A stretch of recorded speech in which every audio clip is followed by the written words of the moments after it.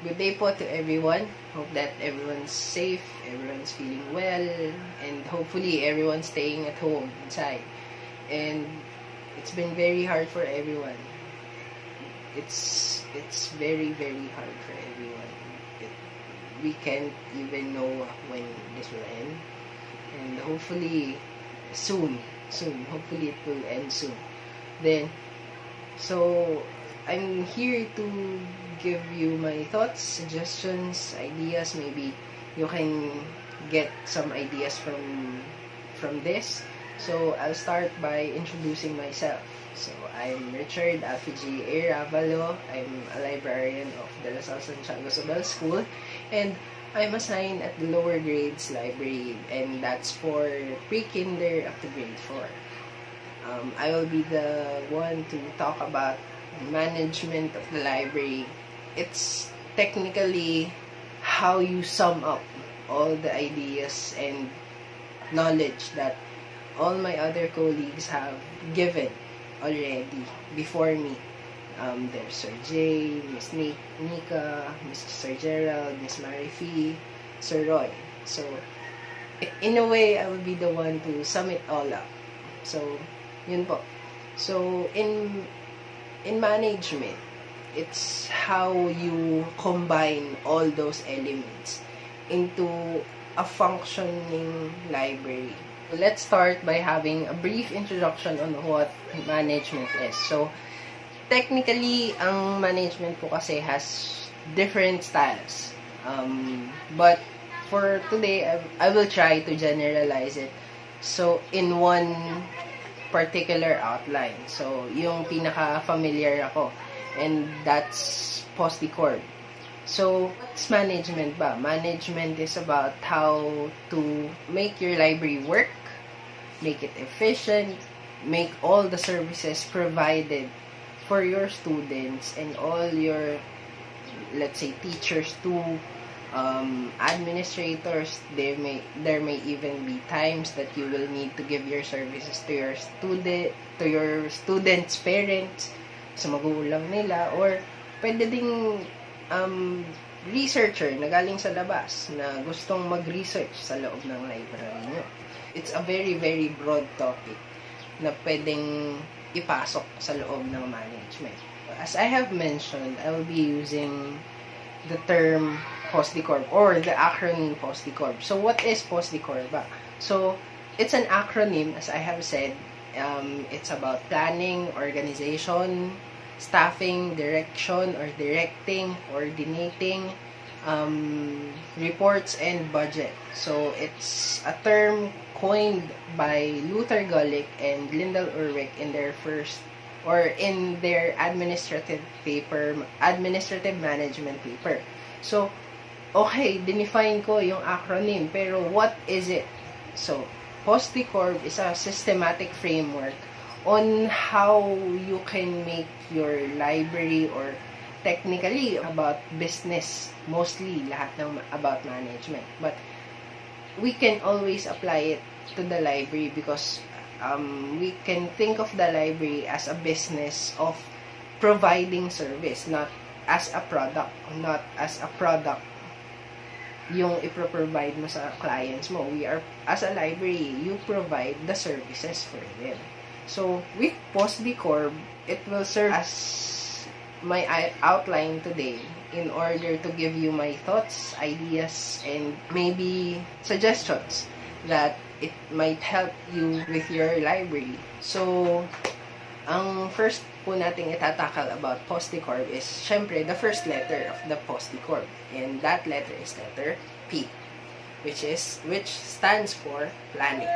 So, in letter P or planning, it generally refers to the establishment of your plans. How do you want to go about your library? Ano ba yung goals na gusto mong marating? Magkakaroon ka ba ng borrowing? Gusto mo ba yung library mo na meron kang robot na nagpapaborrow? Gusto mo ba na lahat ng bata pumupunta sa'yo during lunch, during their breaks? Yung mga plano yun yung makakatulong sa library mo kung paano siya tumakbo, paano siya makikilala ng mga bata, ng mga parents, ng mga administrators. Yun yung gagamitin mo as your motivational ideas or Bible or guidelines na where do I want to go. Doon po nagsastand yung planning. Next thing po na gusto kong i-share about planning is keep it simple. For example, services.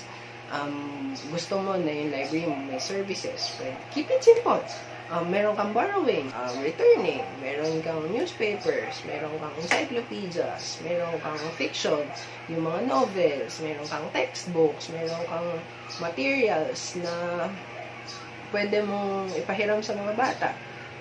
Meron kang other services na pwedeng storytelling, meron kang pa-coloring sa loob ng library. Yung mga ideas na yun po, pwedeng gawan nyo siya ng plano na kung kailan, kung saan, kung gaano katagal.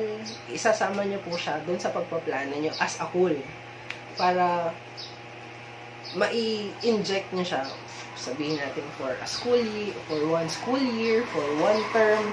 Diba, for one term, gusto nyo coloring. Next term, gusto nyo drawing. It depends po on how you want to go about your processes or your services that you want to give your students.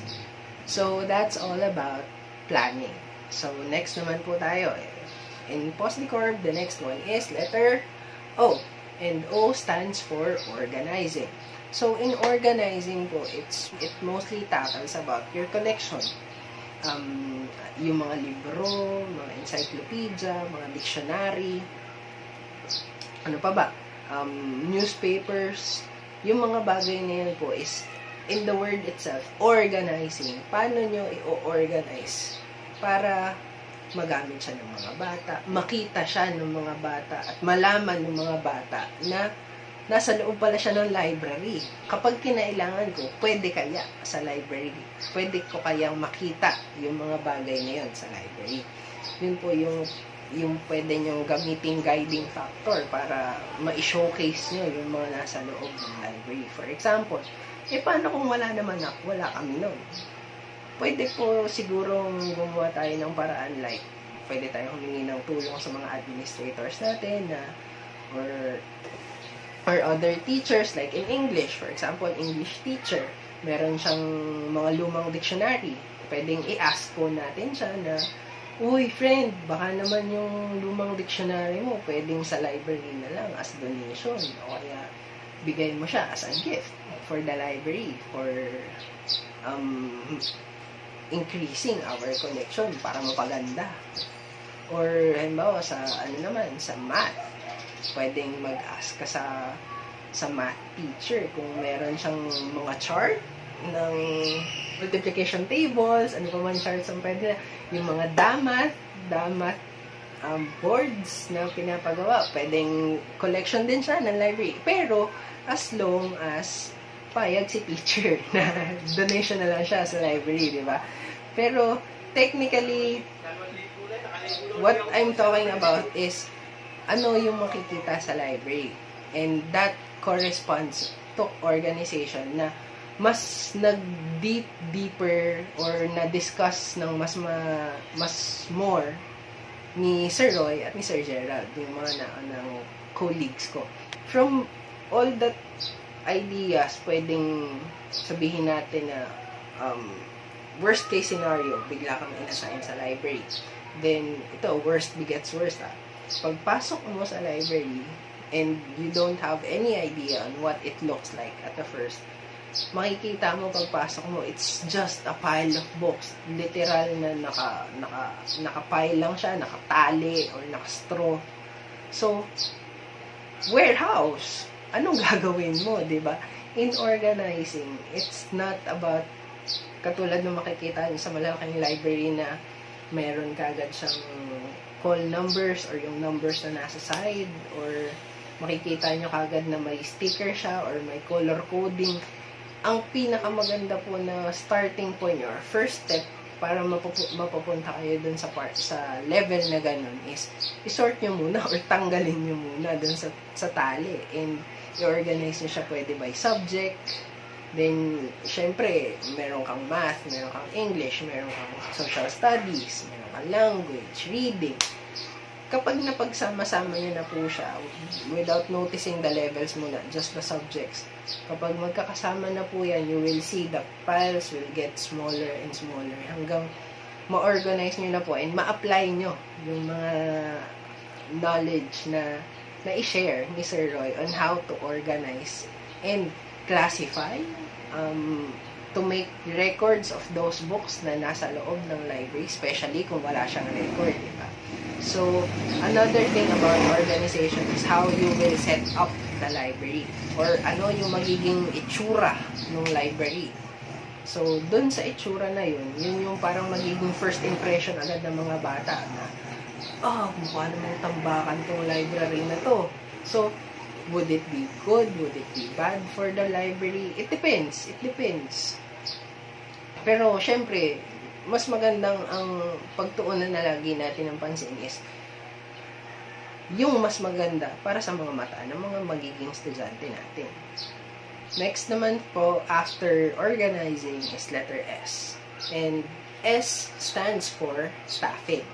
Now, staffing po mostly refers about the person that will be inside the library, will be manning the library. So, yung staffing po kasi is, di ba sa planning, we talked about ano yung gusto kong mangyari. In staffing, sino gagawa ng paraan para mangyari yung mga bagay na yun. So, technically, most naman, as far as I know, I'm not sure about everything. As far as I know, majority ng lahat ng public school libraries naman is one-man librarian. Ang ibig sabihin po ng one-man librarian is isang tao, isang library. And yung isang tao na yun, siya ang in charge sa pagtanggap ng libro, pag-sort ng libro, pag-organize ng libro, pagpapahiram, pagpapatahimik, paggawa ng activity, paggawa ng report, paggawa ng paraan. Technically, lahat ng services or lahat ng proseso na involved sa loob ng library, siya yung the one para doon. Ano po yung magiging idea about staffing? Ang maganda lang po dun is be equipped. Siguro research a few things about how you can go about the processes of the library. Di ba nga po dun sabi ko sa una sa post-decorb na sabi ko is about planning. If you're the one who made the plans of the library, technically you will also be the one who knows how to achieve all the things that you have planned for. As far as I can suggest is be knowledgeable, research on things, have a network of friends na nag-work sa library na siguro pwedeng mag-help sa inyo if you get stuck up on some ideas that, for example, aayos kayo ng libro and you don't know where that book or material belongs to what topic. If you have a network, katulad po ng mga classmates ko in personal experience, we have times that we get stuck up. So, syempre, uy, friend, paano ba to? Saan ba to papasok? Ano bang pwedeng gawin dito?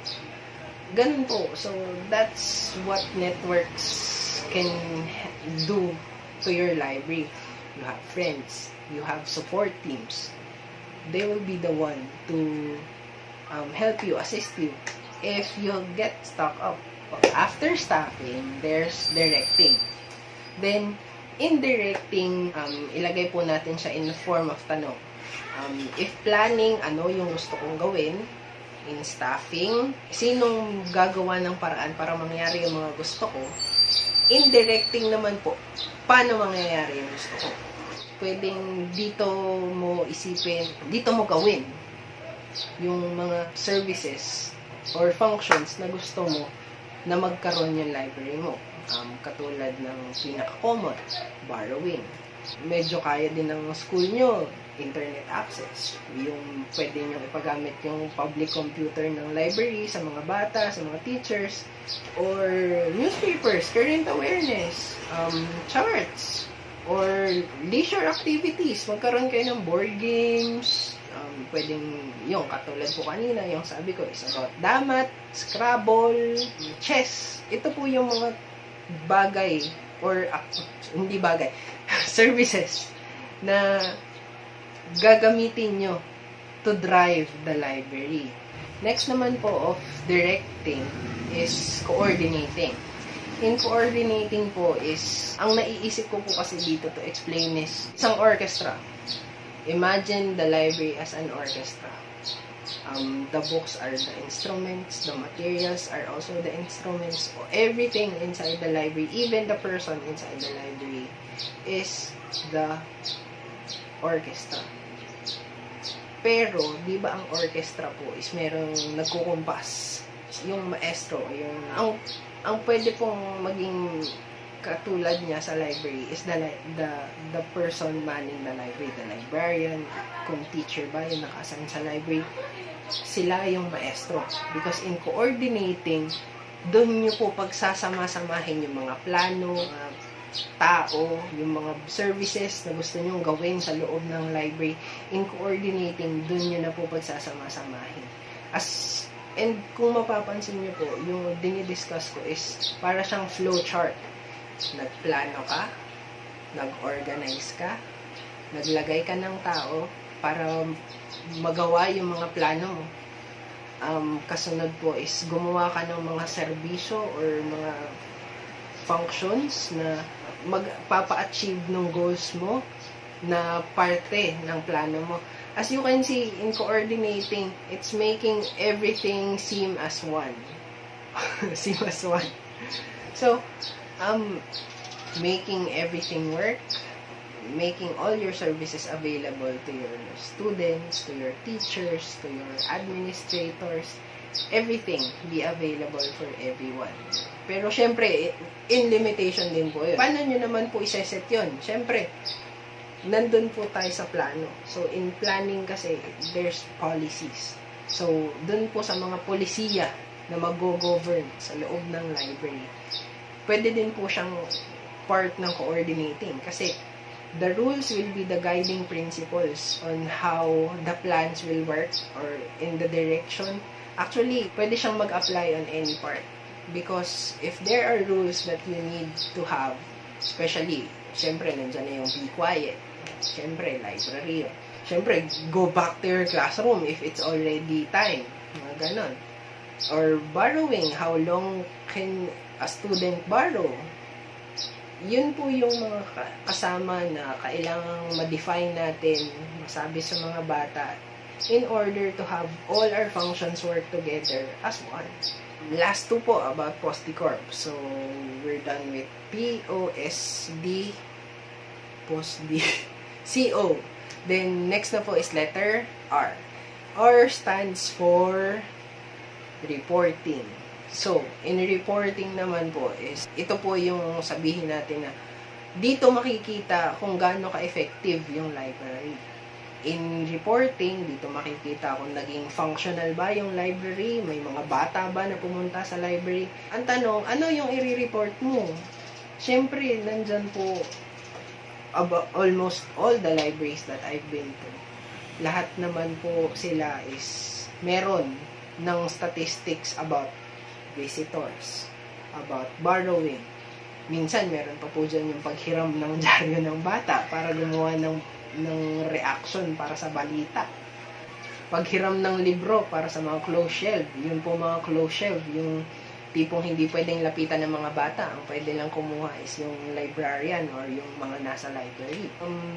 Siguro kung kanina nga po, baka pwedeng magkaroon ng internet usage. Yun, pwede pong kasama siya dun sa statistics na isasama natin. Dun po sa reporting, dun yung masya-showcase na is there a need for improvement?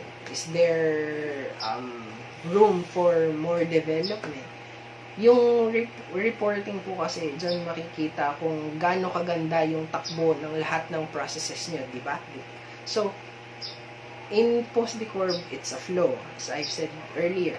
So, if you've already coordinated everything, the reports should show the coordination of all the processes that you have. Then, If there's good coordination, there's good reports, there's good statistics. If there's not that good reports, it's not that you did a bad job. It's that it just means that you need to do more in order to have that plan. It's supposed to be evident in the report. Ang pinaka last na letter ng Posticor is budgeting. This one, letter B, budgeting. So, in budgeting po, we mainly talk about budgeting as money. Pero, syempre, give way naman po on everyone na, syempre, not all libraries have that financial support or that financial freedom na katulad ng ibang malalaking library na kaya nilang bumili ng materials na gusto nila, kaya nilang suportahan yung mga project na gusto nila.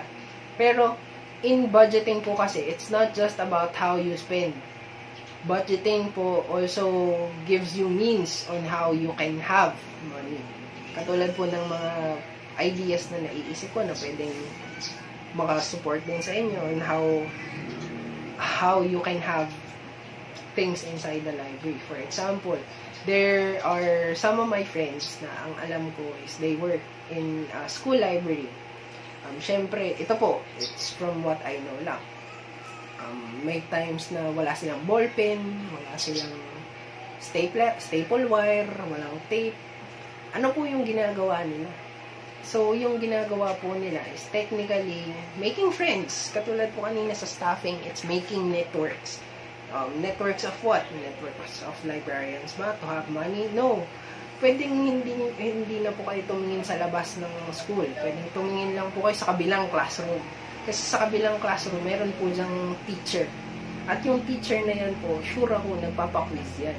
Or naggagawa siya ng material sa pwedeng Manila paper, or nagpapasubmit siya sa colored paper.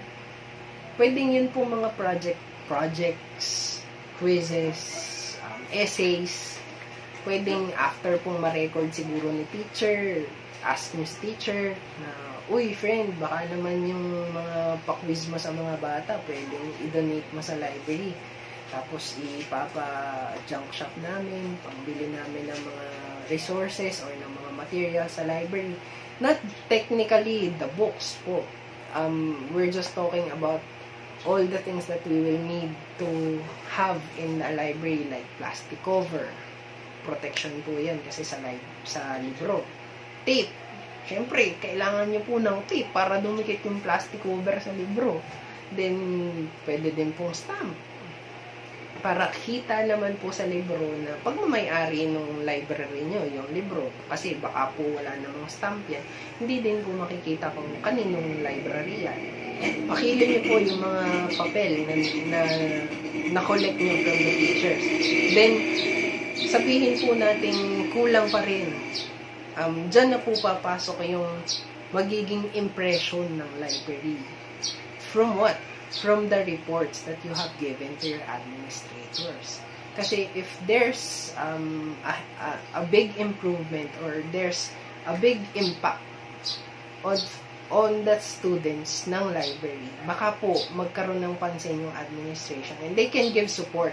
Not just in money na bibigyan kayo ng budget to buy plastic covers. Maybe no, siguro ang naiisip ko po na way para maging support sa inyo ng administration is about providing you means like on people that they can donate books, materials, things to the library. Electric fan, I know people na nagbibigay ng electric fan sa library. Pwedeng ganun po. With budgeting, it's not about, as I have started this, it's not just about spending. It's also about having the means to have the budget to buy the things for the library. And also, ang isa pang naiisip ko in budgeting is if there's really no budget and yung librarian or yung nakaman sa library naman is very resourceful, hindi siya magiging ganun kalaking problem na papansinin na walang budget na pumapasok sa library. How can I make things work? If, for example, if yung materials po ng library is kulang, as far as I know, meron po yung DepEd na tinatawag na library hubs. I'm not sure if in your place merong library hub. I'm from Quezon po kasi, so I know that there's a library hub in Quezon, and their purpose, or yun pong pinaka objective nila why there is a library hub, is they supplement and they support the collection of the library. So, paano yun? Ipapahiram po yun ng library hub to the school. Hindi po siya ibibigay. It's a borrowing agreement na I'm not sure po how it works in your area, but in our area in Quezon, where I'm from, ang alam ko po is there's a MOA that the teacher or the librarian in the school, or person in the school that's manning the library, can make a request through all the necessary means, heads, the principal, and then the principal can maybe have a request forwarded to the division office. Then yung division office po kasi alam ko is yung division yung naga-under ng library hub. Then yung library hub na po yung bahala on how they can forward you the materials that you need in order to support it. And ang alam ko po sa library hubs is, syempre, it's a mobile library in a way, na nagpro-provide sila ng library services. So, meron silang storytelling, meron silang activities na kung saan kapag nag-borrow, as this is what I know, pag nag-borrow kayo or nag-lend ng materials sa kanila, yung pagbigay sa inyo ng materials is parang merong short activity na ipinapahiram sa inyo ng materials, meron silang pa-storytelling, meron silang pa-activity, for a specific level. It depends. I'm not sure on your case if there's a library hub. I've tried researching, but there's nothing coming up. The only thing that comes up is the DepEd National Library Hub, but I think the library hubs can only service school libraries within the division. This is what I know from my friend that's in charge of the library hub at Quezon. So, yun. So, from budgeting, naging library hub, no? So, it's very supporting and being resourceful on the collection. Now that we have talked about post-decor po, siguro in this end, we can notice na yung post-decor is a flow. Kumbaga, may dating siya na may pagka-flow chart. Kasi, planning is technically connected to organizing. Then, organizing is connected to staffing. Then, staffing is connected to directing, and so on, until connected na siya sa budget, which is budget is connected to everything, di ba? So, yun pong post-decor technically, that's why I chose it, because it shows all the specifics, or it's a library management 101 for the library, as what I see to it. It can give you ideas, give you suggestions on how to go about your library.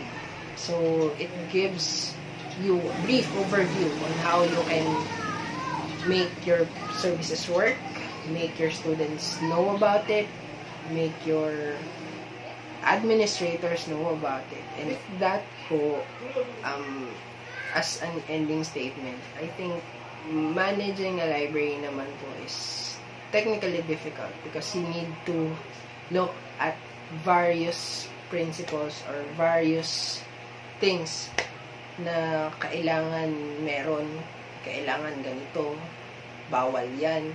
Pero in simple matters po, keep this idea na lang po in your head na ang main purpose po on why the library is present in the library is to serve your students. Serve your students well, and it will be evident naman po. For example, in our case, if there's very good service given to student, especially kung bata, they will be very appreciative naman po of that. Yung ibang bata, a simple hug. Minsan, nagbibigay ng letter yan, especially kung mga kinder, grade 1. Even in my old job, that's what most kids do if they appreciate you. They give you a letter saying thank you, I love the library. With those very simple statements, it can very make you happy. And in managing ko, that's like the end goal already.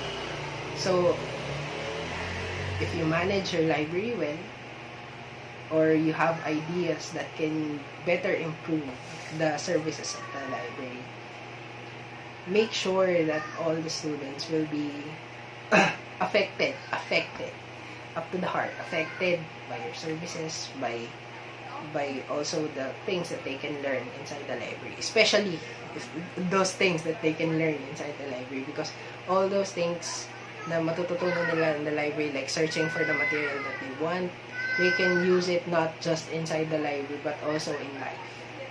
So yun po. So that technically will end my presentation. Hope that you learned something from it, you got ideas from me, and that's all. Thank you. Bye.